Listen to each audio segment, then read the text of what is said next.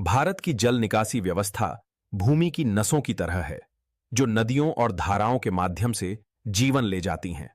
भारत में नदियां मुख्य रूप से ग्लेशियरों, बारिश या झरनों से निकलती हैं, जो विभिन्न जल निकासी पैटर्न्स बनाती हैं। मोटे तौर पर जल निकासी प्रणाली को हिमालयी और प्रायद्वीपीय प्रकारों में विभाजित किया गया है। अधिकांश नदियां पूर्व की ओर बंगाल की खाड़ी में बहती हैं, जबकि कुछ पश्चिम की ओर अरब सागर में गिरती हैं। लेकिन इन नदियों को भूमि भर में ऐसे विशिष्ट जल निकासी पैटर्न्स का पालन करने के लिए क्या मजबूर करता है?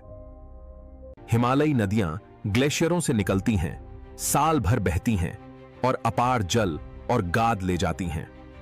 गंगा प्रणाली देवप्रयाग से शुरू होती है, भागीरथी और अलकनंदा से मिलकर नीचे के मैदानों को पोषित करती है। सिंधु प्रणाली में झेलम, चिनाब, रावी, ब्यास और सतलज जैसी प्रमुख सहायक नदियां शामिल हैं। ब्रह्मपुत्र असम से होकर बहती है, जो अपनी विशाल जलराशि और उपजाऊ मैदानों के लिए जानी जाती है। कौन सी प्राकृतिक शक्तियां इन नदियों को उनकी बारहमासी शक्ति और विशाल पहुंच प्रदान करती हैं? प्रायद्वीपीय अपवाह तंत्र पुराना है, जो कठोर पठारों से होते हुए ज्यादातर पूर्व की ओर बंगाल की खाड़ी में बहता है।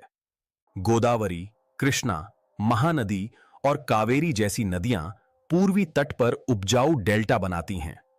नर्मदा और तापी पश्चिम की ओर बहती हैं, अनोखी जल निकासी पैटर्न बनाती हैं।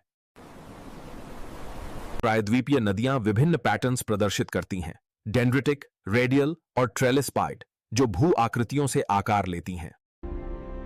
क्या इन प्राचीन नदियों में भारत के भूवैज्ञानिक अतीत के रहस्य छिपे हैं?